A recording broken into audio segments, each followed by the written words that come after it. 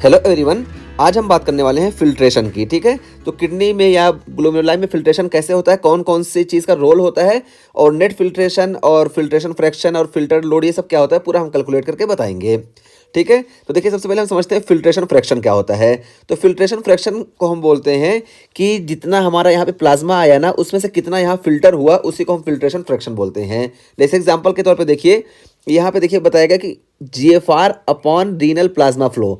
तो renal plasma flow में से जितना GFR हमारा बनेगा वही हमारा फिल्ट्रेशन फ्रैक्शन होता है, और नॉर्मली 20% होता है। तो देखिए कैसे, तो देखिए हमारा नॉर्मल कार्डियक आउटपुट 5 लीटर होता है। ठीक है, तो 5 लीटर कार्डियक आउटपुट में से किडनी में हमारे 20% ओनली जाता है। ठीक है, तो 5 लीटर का 20% यानी 1 लीटर हमारा ये किडनी को चला जाता है। अब जब किडनी पे 1 लीटर चला गया तो इसमें से देखिए प्लाज्मा, क्योंकि हमको यहाँ पे रीनल प्लाज्मा फ्लो से निकालना है, तो प्लाज्मा 60% होता है। तो 60% का मतलब क्या हुआ कि ये 600 ml होगा। 1 लीटर का 60% 600 ml प्लाज्मा हुआ, तो किडनी में हमारा 600 ml प्लाज्मा जाता है। अब इसको जब हम निकालेंगे तो देखिए फिल्ट्रेशन फ्रैक्शन 120 हमारा GFR होता है। नॉर्मल GFR 120 होता है, इसलिए हमने वहाँ 120 लिखा, और 600 ml ये हमारा जो है रीनल प्लाज्मा फ्लो है।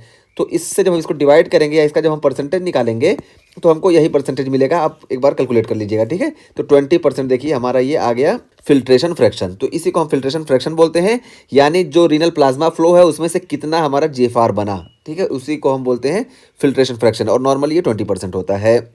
और फिल्टर्ड लोड की बात करें तो फिल्टर्ड लोड ये होता है कि जैसे हमारे इसमें प्लाज्मा में डिफरेंट टाइप के प्रोटीन और सब्सटेंस होते हैं, वो कितना फिल्टर हो रहे हैं 1 मिनट में। ठीक है, तो वही देखिए मिलीग्राम पर मिनट में इसको हम कैलकुलेट करते हैं, यानी 1 मिनट में कितना मिलीग्राम कोई भी सब्सटेंस, मान लो हम यहाँ पे ग्लूकोज को ही लेकर चलते हैं, तो ग्लूकोज 1 मिनट में कितना फिल्टर हो रहा है हम यहाँ कैलकुलेट करके भी बताएंगे।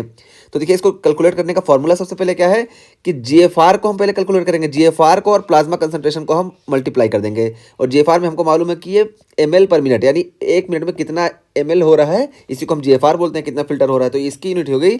और प्लाज्मा कंसंट्रेशन की बात करें तो ये मिलीग्राम पर ml होता है। ठीक है, कि 1 ml में कितना मिलीग्राम पर्टिकुलर सब्सटेंस है, जैसे ग्लूकोज। तो देखिए ग्लूकोज की हम बात करें तो ये 1 मिलीग्राम पर ml होता है। ठीक है, तो 1 मिलीग्राम पर ml हुआ, तो इसको देखिए हम कैसे कैलकुलेट करेंगे। सबसे पहले हम GFR को लिखते हैं, तो GFR देखिए 120 नॉर्मल होता है, लेकिन हम यहाँ पे कैलकुलेशन को आसान करने के लिए 100 ml मान ले रहे हैं। तो 100 ml GFR हमारा हो गया, मीन्स 100 ml पर मिनट। ठीक है, ये हो गया GFR, और 1 मिलीग्राम पर ml ये देखिए हमारा ग्लूकोज हो गया। देखिए ये हमने यहाँ पे इसको लिख दिया। अब देखिए ml से ये ml कैंसिल हो जाएगा, उसके बाद देखिए हमें क्या मिलेगा, 100 मिलीग्राम पर मिनट ये हमारा आ गया फिल्टर्ड लोड। तो यही फिल्टर्ड लोड हमारा हो गया। तो फिल्टर लोड में हम ये देखते हैं कि पर्टिकुलर सब्सटेंस 1 मिनट में कितना मिलीग्राम फिल्टर हो रहा है। तो देखिए 100 मिलीग्राम पर मिनट ग्लूकोज का हमारा फिल्टर लोड है, यानी 1 मिनट में ग्लूकोज नॉर्मली 100 मिलीग्राम फिल्टर होता है। तो ये दोनों चीज़ हो गई फिल्ट्रेशन फ्रैक्शन और फिल्टर्ड लोड। अब उसके बाद फिर देखिए क्या बताया गया कि GFR को हम एस्टिमेट कैसे करते हैं, ये बताया जा रहा है। तो GFR can be estimated with creatinine clearance. तो क्रिएटिनिन क्लियरेंस से हम GFR को चेक करते हैं, ये अलग टॉपिक है, इसको हम अलग से बता देंगे। और रीनल प्लाज्मा फ्लो की हम बात करें तो देखिए पैरा अमाइनो ह्यूपेरिक एसिड क्लियरेंस से हम रीनल प्लाज्मा फ्लो को एस्टिमेट करते हैं। तो ये GFR कैसे कैलकुलेट करना है और रीनल प्लाज्मा फ्लो कैसे कैलकुलेट करना है, ये दोनों इससे हो गया। और उसके बाद फिर देखिए बताया जा रहा है कि prostaglandins dilate efferent arteriole, PDA, इसको याद रखने का तरीका। तो ये देखिए ये जो एफरेंट आर्ट्रियोल है ना, इसको डायलेट करने के लिए सबसे ज़्यादा जो रोल होता है वो प्रोस्टाग्लैंडिन का होता है। तो वही PDA prostaglandin dilate efferent arteriole. तो एफरेंट आर्ट्रियोल को डायलेट करने के लिए प्रोस्टाग्लैंडिन बहुत ज़्यादा रोल प्ले करती है। तो देखिए prostaglandin preferentially dilate efferent arteriole, तो एफरेंट आर्ट्रियोल को ये डायलेट करती है। और एंजियोटेंसिन 2 कॉन्स्ट्रिक्ट इफरेंट आर्ट्रियोल, तो ये एंजियोटेंसिन 2 देखिए ACE, तो एंजियोटेंसिन 2 कॉन्स्ट्रिक्ट इफरेंट आर्ट्रियोल। तो इफरेंट आर्ट्रियोल को कॉन्स्ट्रिक्ट करने के लिए इफरेंट आर्ट्रियोल है, एंजियोटेंसिन का रोल होता है। ठीक है, तो एंजियोटेंसिन इसको कॉन्स्ट्रिक्ट करती है और प्रोस्टाग्लैंडिन इसको डायलेट करती है। ठीक है, तो देखिए अभी हम इसके बारे में बता रहे हैं क्या होगा। पहले ये सारी चीज़ें हो गई। अब देखिए प्रोस्टाग्लैंडिन के रिसेप्टर ज़्यादा यहाँ पे होते हैं, इस वजह से इसको डायलेट करती है, इसको इफरेंट को ज़्यादा डायलेट नहीं कर पाती है। और हम बात करें एंजियोटेंसिन 2 की, तो एंजियोटेंसिन 2 के रिसेप्टर्स ज़्यादा इफरेंट में होते हैं, इस वजह से एंजियोटेंसिन 2 इसको ज़्यादा कॉन्स्ट्रिक्ट करती है और इसको कॉन्स्ट्रिक्ट उतना नहीं कर पाती है, क्योंकि रिसेप्टर इसके ज़्यादा यहाँ पे होते हैं और ये ज़्यादा सेंसिटिव होती है। ये 2 चीज़ हो गई। और उसके अलावा फिर देखिए अब प्रोस्टाग्लैंडिन जब एफरेंट आर्ट्रियोल को डायलेट करेगी तो क्या इफेक्ट आएगा।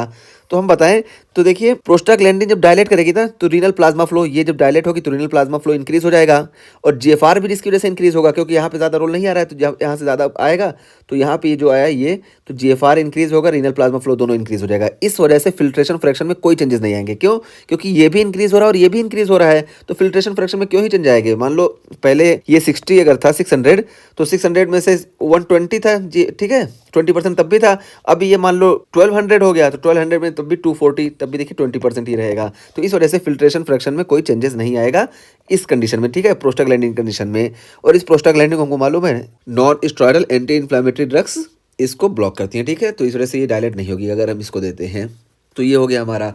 और उसके अलावा इफरेंट आर्टियोल की हम बात करें तो इफरेंट आर्टियोल में देखिए एंजियोटेंसिन 2 प्रिफरेंशियली कॉन्स्ट्रिक्ट, जब इसको कॉन्स्ट्रिक्ट कर देगी तो उसकी वजह से क्या होगा, रीनल प्लाज्मा फ्लो। देखिए जब ये कॉन्स्ट्रिक्ट हो जाएगी ना, ये कॉन्स्ट्रिक्ट हो गई तो इधर से कम प्लाज्मा इधर आएगा, तो ये रीनल प्लाज्मा फ्लो डिक्रीज हो जाएगा। और यहाँ पे देखिए कॉन्स्ट्रिक्शन की वजह से यहाँ पे प्रेशर इंक्रीज हो जाएगा, और जब प्रेशर इंक्रीज होगा तो जीएफआर इंक्रीज हो जाएगा। तो देखिए यहाँ पे रीनल प्लाज्मा फ्लो कम हो रहा है और जीएफआर इंक्रीज हो रहा है, इस वजह से फिल्ट्रेशन फ्रैक्शन इंक्रीज हो जाएगा। कैसे? जैसे मान लो देखिए यहाँ पे रीनल प्लाज्मा फ्लो 600 से कम होकर 500 आ गया, ठीक है, और इसके अलावा हमारा जीएफआर जो है प्रेशर ज़्यादा होने की वजह से ये बढ़ गया 200 तक। तो अब इसका जब हम परसेंटेज निकालेंगे तो देखिए परसेंटेज में हम इसको 100 से मल्टीप्लाई करेंगे तो ये कैंसिल हो जाएगा और 5 4 द 20, तो देखिए ये टोटल 40% हमारा फिल्ट्रेशन फ्रैक्शन हो गया। तो देखिए इसमें फिल्ट्रेशन फ्रैक्शन इंक्रीज हो जाएगा, ठीक है। तो ये चीज़ हम यहाँ बता दिए। और उसके अलावा देखिए बाकी ये ग्लोमेरुलर स्ट्रक्चर हम डिटेल में बात कर चुके हैं कि ये बोमेंस कैप्सूल है ये, और बोमेंस कैप्सूल में ये देखिए ये पेराइटल लेयर है ये वाली, और ये जो है ये विसरल लेयर है जिसको हम पोडोसाइट बोलते हैं। और उसके अलावा ये देखिए ये जक्स्टा ग्लोमेरुलर सेल जिसको हम जेजी सेल्स बोलते हैं, और ये हमारा जो है देखिए ये डीसीटी है, और ये देखिए ये मैकुला डेंसा है, ठीक है, और मैकुला डेंसा। और यहाँ पे ये देखिए ये जो है जक्स्टा ग्लोमेरुलर सेल्स है, ये सेंस करता है जिसकी वजह से यहाँ से रेनिन सीक्रेट होता है। तो ये सारी चीज़ें हैं, ये हम डिटेल में बात कर चुके हैं। और ये देखिए ये एंडोथीलियल सेल्स हैं इफरेंट आर्टियोल के, ये एफरेंट आर्टियोल के एंडोथीलियल सेल्स हैं। और उसके अलावा यहाँ पे देखिए एक चीज़ और हम बात कर लें कि नेट फिल्ट्रेशन की। तो नेट फिल्ट्रेशन क्या होता है, तो यहाँ से जो चीज़ आती है ना, यहाँ से कितना फिल्टर होना है उसी को हम नेट फिल्ट्रेशन बोलते हैं। तो नेट फिल्ट्रेशन डिपेंड करती है दो चीज़ों पे। तो देखिए मैं यहाँ बता दिया कि नेट फिल्ट्रेशन डिपेंड करती है force favouring filtration minus force opposing filtration, यानी वो फोर्स जो यहाँ से फिल्ट्रेशन को फेवर करती है कि फिल्ट्रेशन ज़्यादा से ज़्यादा हो वो, और वो फोर्स जो यहाँ से अपोज करती है कि फिल्ट्रेशन कम हो। तो दोनों को जब वो करेंगे यानी force favouring filtration minus force opposing filtration, ठीक है, तो इसको करेंगे तो हमें नेट फिल्ट्रेशन मिल जाएगा। कैसे? तो देखिए ये हमारा जो है यहाँ पे जो प्रोटीन प्रेजेंट होती है ना, ये प्रोटीन ग्लोमेरुलाई में ये कोलाइडल ऑस्मोटिक प्रेशर क्रिएट करती हैं, ऑस्मोटिक प्रेशर क्रिएट करती हैं ताकि कम से कम फिल्टर हो इधर, ठीक है। और इसी को हम देखिए यहाँ पे दिखाया कि colloidal osmotic pressure of the glomerular capillary. और उसके अलावा यहाँ पे देखिए हाइड्रोस्टैटिक प्रेशर, यहाँ पे जो प्रेशर हाइड्रोस्टैटिक प्रेशर बना ये फेवर करता है कि फिल्टर ज़्यादा हो। तो यहाँ पे दो फोर्स प्रेजेंट हुई, और यहाँ पे जो फोर्स प्रेजेंट होती है तो देखिए एक होती है colloidal osmotic pressure of the Bowman's capsule. तो colloidal osmotic pressure of the Bowman's capsule ये चाहती है कि फिल्ट्रेशन ज़्यादा हो, तो ये हो गया। और यहाँ पे जो प्रेशर होता है हाइड्रोस्टैटिक प्रेशर, वो क्या करता है कि अपोज करता है कि फिल्ट्रेशन कम हो। तो यहाँ पे हम अगर बात करें तो देखिए ये जो हमारा colloidal osmotic pressure of glomerular capillary होता है ये अबाउट 30 होता है। और 30 क्यों होता है? क्योंकि यहाँ प्रोटीन प्रेजेंट होते हैं जो कि चाहती है कि फिल्टर कम हो। और इसकी अगर हम बात करें हाइड्रोस्टैटिक प्रेशर की ग्लोमेरुलाई में जो कि फेवर करती हैं तो ये 50 mmHg होता है, ठीक है। तो देखिए 50 mmHg यहाँ पे फेवर कर रहा है कि फिल्ट्रेशन हो, और 30 mmHg जो है ये अपोज कर रहा है कि फेवर यहाँ पे फिल्ट्रेशन ना हो, ये चीज़ हो गई।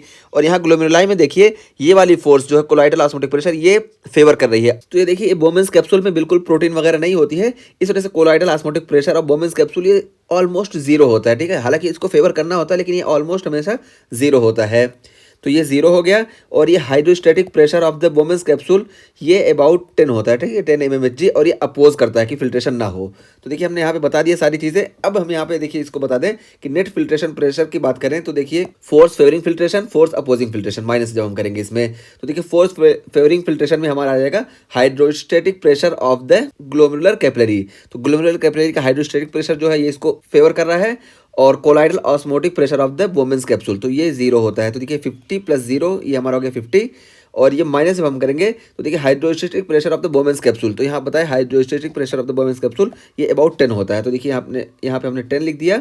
और ये देखिए ये जो दूसरा अपोज कर रहा है ये है colloidal osmotic pressure of the glomerular capillary. तो देखिए colloidal osmotic pressure of the glomerular capillary ये 30 है, तो यहाँ पे हमने 30 लिख दिया। तो देखिए 50 + 0 = 50 और 10 + 30 = 40। तो 50 - 40 हम करेंगे तो नेट फिल्ट्रेशन प्रेशर जो हमारा आएगा 10 mmHg। ठीक है, तो यही 10 mmHg ये फिल्ट्रेशन को फेवर करता है। ठीक है, इसी से फिल्टर होता है।